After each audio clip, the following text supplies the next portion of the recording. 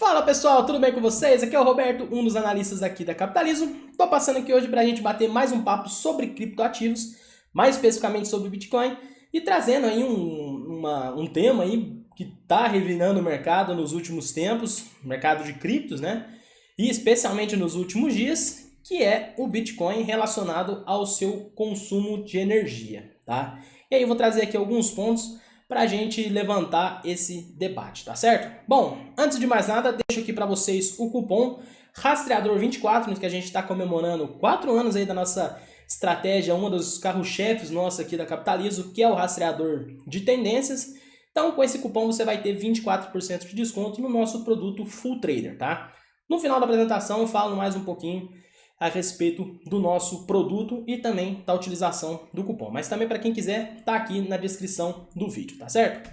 Bom, pessoal, como você já deve ter acompanhado nos últimos dias, né, nas últimas semanas, né, principalmente por esse cara que está aí na capa, que vem mexendo bastante com o mercado de criptoativos, mas a notícia que saiu aí, mais precisamente no dia 12 de maio, ali, já no final da noite, em que o Elon Musk, né, anunciou que a Tesla que não vai mais aceitar criptomoedas, especialmente o Bitcoin, tá certo?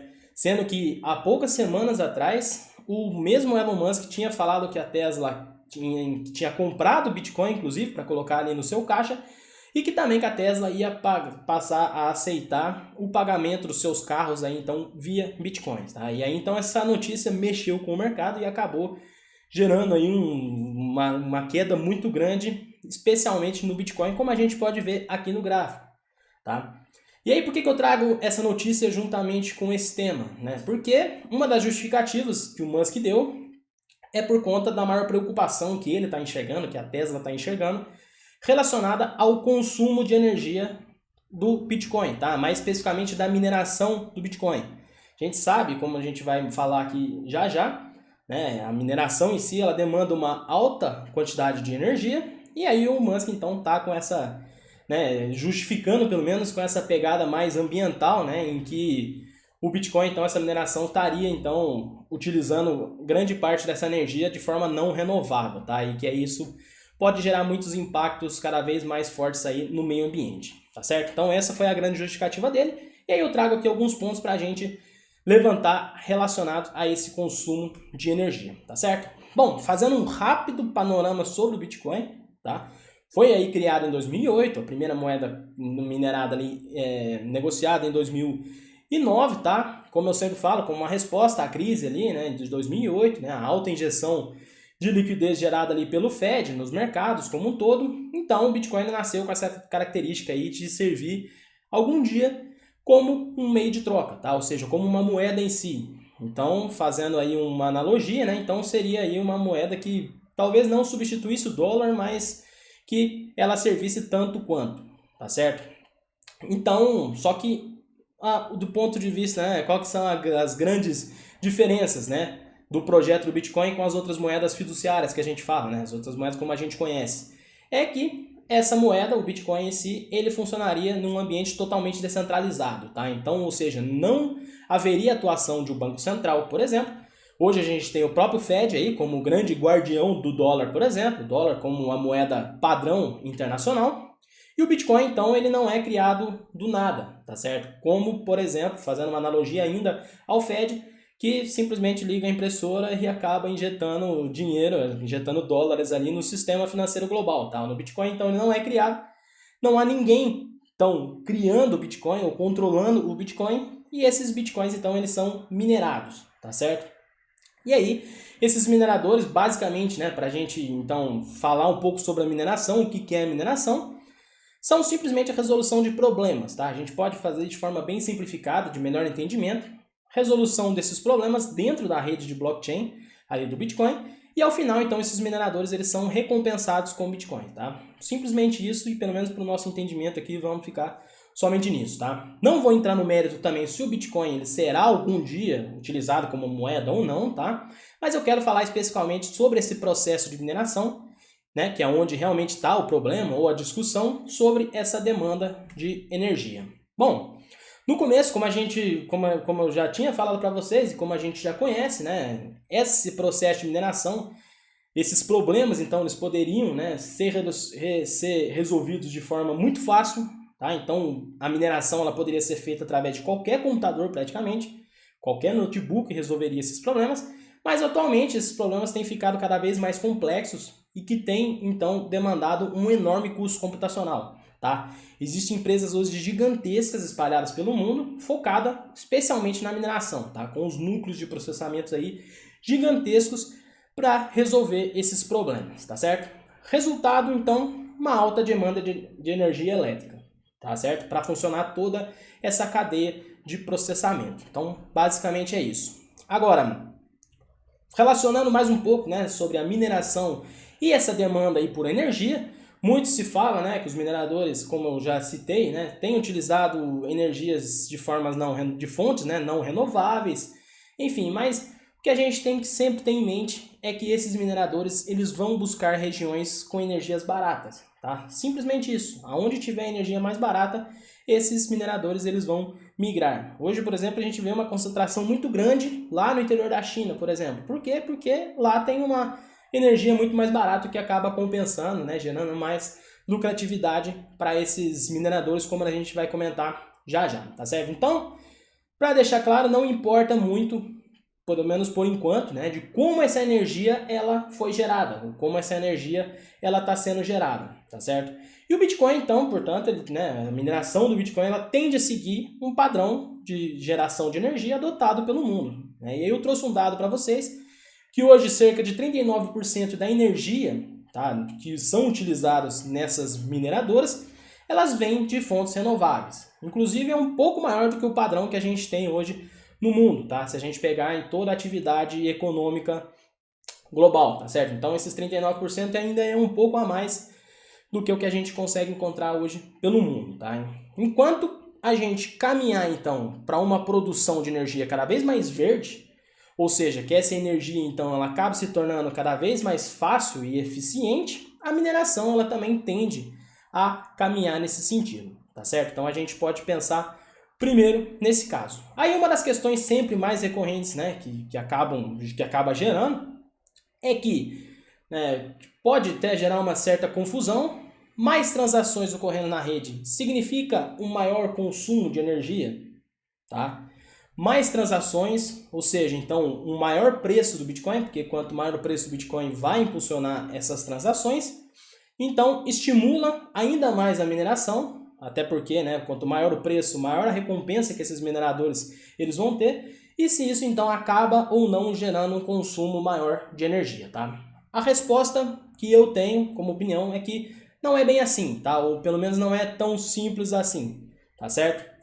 A tendência é que isso não ocorra de forma desenfreada, tá? E o que eu quero dizer com isso? O consumo de energia ele tende a ser proporcional ao preço do Bitcoin, tá? Ou que em outras palavras a gente pode dizer, né, que esse consumo ele tende a ser proporcional à importância que o Bitcoin tende a ter no mundo, tá? E isso obviamente impactando ali ou diretamente impactando no seu preço, tá certo? E para explicar isso um pouco melhor, preciso comentar com vocês sobre o mecanismo de autorregulação que existe, tá, dentro da rede de Bitcoin.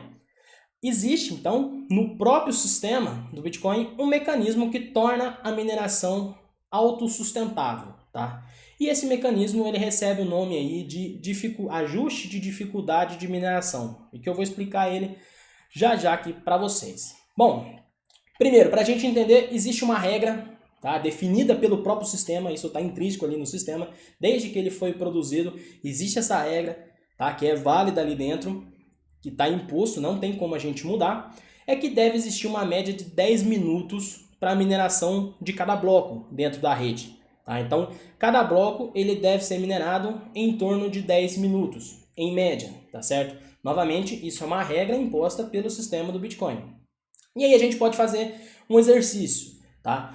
Vamos supor então aí que o preço do Bitcoin sobe, então a gente tem um maior preço do Bitcoin. Isso, obviamente, vai forçar uma maior demanda computacional, porque como eu falei, vai gerar maior lucro para os mineradores, tá? Vai gerar, no primeiro momento, uma maior remuneração a esses mineradores, e os caras então vão querer colocar muito mais força computacional para potencializar esses lucros, tá? E aí a gente pode relacionar então Nesse caso, com maior força computacional, obviamente vai haver um maior gasto, ou pelo menos um gasto desenfreado de energia, tá certo?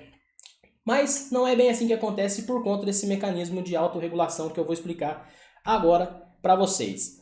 Bom, com essa maior força computacional, uma maior rapidez nas transações é gerada, tá? Tem muito mais máquina envolvida no processo, então todas as transações elas ocorrem de forma mais rápida. O que acontece é que cada bloco minerado ele vai ser minerado de forma mais rápida, ou seja, vai reduzir aquela média de blocos minerados para um valor abaixo dos 10 minutos que é estipulado pela regra, tá certo?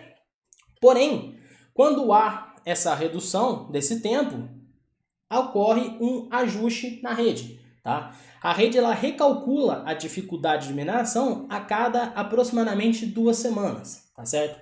Então, se a rede vê que estão sendo minerados blocos com menos de 10 minutos, ou em média com um tempo menor do que 10 minutos, a dificuldade então ela é aumentada, tá? A dificuldade de mineração ela sofre um aumento para que então volte a ser minerado os blocos a cada 10 minutos, tá? Isso é imposto pela rede, existe então um mecanismo ali de aumento dessa dificuldade, tá certo? E, obviamente, com o aumento dessa dificuldade, leva agora à redução da força computacional, já que o lucro dos mineradores, por exemplo, ele vai ter diminuído, tá? Dada essa maior dificuldade. Ou melhor, pelo menos esse lucro ele voltou para um patamar de equilíbrio, tá certo? Também definido pela rede. Os mineradores, se a gente for analisar, né, obviamente eles vão querer mais lucro, como eu falei. Então, se o preço do Bitcoin aumenta, eles lucram mais, tá certo? Mas, como eu expliquei, isso acaba gerando uma maior dificuldade de mineração por conta desse ajuste, aumentando os custos dos mineradores e trazendo esse lucro para o mesmo patamar, tá certo? Então é basicamente isso que acontece e, resumindo, acaba dando então uma freada nessa força computacional, o que acaba mantendo o gasto de energia de forma proporcional ao preço, como eu citei, tá certo?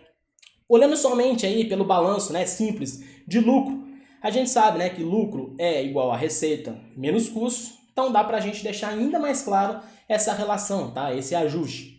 Então vamos fazer um outro exercício aqui, tá? Menor preço de energia, por exemplo, vamos supor que os mineradores acharam em determinada região com um menor preço de energia. Obviamente, então, eles vão ter um menor custo de mineração. Se a gente pegar e se a gente considerar pelo menos o preço do Bitcoin se mantendo constante, ou seja, as receitas deles então vão estar constantes, com a redução dos custos, esses mineradores eles vão ter mais lucros. Mais lucro, mais força computacional, ou seja, mais gente querendo minerar, querendo lucrar mais, e consequentemente maior um gasto de energia, tá? Também, né, com essa maior força computacional, mais rápida vai ser a mineração, como eu já expliquei. Vai haver a redução do tempo para baixo daqueles 10 minutos de média para cada bloco minerado e cerca de 2 semanas vai haver então um ajuste nessa dificuldade de mineração, aumentando essa dificuldade, que por sua vez vai acabar gerando uma redução no lucro, ou melhor, uma equalização daquele lucro para aquele outro patamar antigo, e que acaba levando, consequentemente, uma redução da força computacional que eles tinham empregado, e isso vai haver, então, uma regulação da demanda por energia, tá certo? E isso, pessoal, sempre vai se equilibrar, tá? Mesmo em períodos de alta demanda, aí, como a gente viu a disparada dos preços lá em 2017, 2018, por exemplo, isso sempre voltou à normalidade, tá? E agora que a gente está vendo acontecer isso novamente, como eu já vou mostrar para vocês. Tá certo? Então, só para a gente finalizar e fazer um outro exercício, se a receita, por exemplo, aumentar, ou seja, os preços do Bitcoin disparar e os custos, eles mesmo assim eles se mantiverem constantes, o lucro ele vai aumentar, vai haver maior força computacional, mais rápida vai ficar a rede, vai haver um ajuste de dificuldade para cima de mineração, vai acabar reequilibrando o lucro, vai gerar um desincentivo à rede novamente e acaba reequilibrando então o gasto de energia, tá certo? E até mesmo no caso contrário, né? Se a receita cai, por exemplo, vamos supor que o custo se manteve constante, mas o Bitcoin, o preço dele caiu drasticamente, então o lucro ele vai se reduzir, menos força computacional, mais lenta vai ficar a rede e agora nesse caso vai haver um ajuste de dificuldade para baixo. tá? Impulsionando o lucro até que ele se reequilibre novamente, incentivando a rede novamente e elevando o gasto de energia, tá certo? E aí eu trago uma notícia aqui para vocês, só para a gente contextualizar, né? Uma notícia aí que saiu no dia 3 de maio, agora, lá no portal Bitcoin, que está lá escrito, né? Dificuldade de mineração do Bitcoin tem a maior queda de 2021, tá? E lembra que a gente já tinha comentado há pouco tempo, que vocês já devem ter visto, que houve aqueles apagões na China, né, por exemplo, que acabou então, né, praticamente zerando a mineração por conta desse apagão de energia. Então, como a capacidade dos caras foram muito reduzidas, o que aconteceu? Passou esse tempinho, passou ali essas 2 semanas, a dificuldade de mineração ela foi reduzida para baixo, tá certo?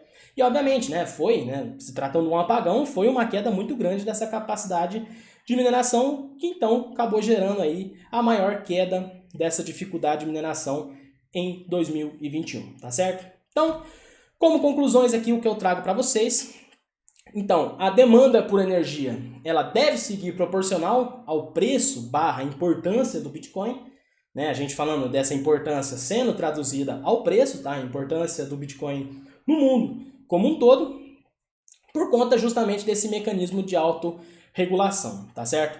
E aí uma outra conclusão, e como eu já tinha falado antes para vocês, né, é que a mineração em termos de energia deve seguir um padrão de tendência global, tá certo? Então, quanto mais energia verde a gente vê no mundo sendo utilizada, sendo gerada, sendo produzida, obviamente os mineradores, e quanto mais eficiente for isso, quanto mais barato se tornar essa energia, a gente tende a ver então uma migração aí natural desses processos de mineração para a utilização desse tipo de energia, tá certo? Mas enfim, é um ponto de vista técnico que eu quis trazer aqui para vocês, tá? Com certeza vale a pena muita discussão, vai gerar ainda muitos debates no mercado, como a gente vai ver ainda daqui para frente. Então eu peço para vocês também deixarem aqui nos comentários para a gente o seu ponto de vista relacionado a esse consumo de energia voltado para o Bitcoin, tá certo? Bom, como eu também tinha falado para vocês, né, aqui eu apresento agora os nossos produtos. A gente tem o Top Fundos, tá, que engloba todos os nossos produtos aí, todas as nossas recomendações de fundos de investimentos, fundos imobiliários, por exemplo. Tem a parte de invista em ações, que tem todas as recomendações de ações voltadas para o longo prazo. Também a gente tem os carteiras Capitalizo, que engloba também aí o Top Fundos, tá? E aí a gente tem o Full Trader, tá? Que é inclusive esse que tá com desconto aí até amanhã, tá, gente? Até domingo, que tá com esse desconto de 24%. Simplesmente você utilizando o nosso cupom Rastreador24, tudo em maiúsculo, tudo junto, como vai estar aqui também na descrição do vídeo, tá certo? E lá, né, no Full Trader você não vai encontrar somente, né, a parte nossa de recomendações do rastreador de tendência, que está completando 4 anos agora. Lá você vai encontrar todas as recomendações de ações para o curto prazo, tá? Curto, médio prazo e também para o longo prazo, porque também engloba aí o nosso produto de invista em ações, tá? Então vai ter também day trade, vai ter swing trade, vai ter o rastreador de tendência, como a gente falou, vai ter também opções, tá? Então vai ter uma série de recomendações aí para vocês seguirem relacionadas a ações, tá certo? E aí, pro final, tem o capitalismo completo que engloba todos os outros nossos produtos, ok? Fique à vontade também para entrar em contato com a gente, tá? Pode ser por telefone, pode ser por e-mail, pode ser por WhatsApp. Também estamos aí em todas as redes sociais, tá? Estamos aí no Instagram, Facebook, Twitter e também tem os nossos canais aí no Telegram, tá certo? Então, qualquer dúvida, entre em contato aqui com a gente. Se gostou do vídeo, deixa seu like aqui pra gente. Pra quem não é inscrito no nosso canal, se inscreva aqui também, ative o sininho para receber as notificações e deixe aqui nos comentários, tá? Todas as suas dúvidas, críticas, sugestões e inclusive aí o seu ponto de vista relacionado a todo esse movimento de Bitcoin e consumo de energia aí pro futuro, tá certo? Então, forte abraço, vou ficando por aqui, espero que tenham gostado e até o próximo vídeo. Muito obrigado!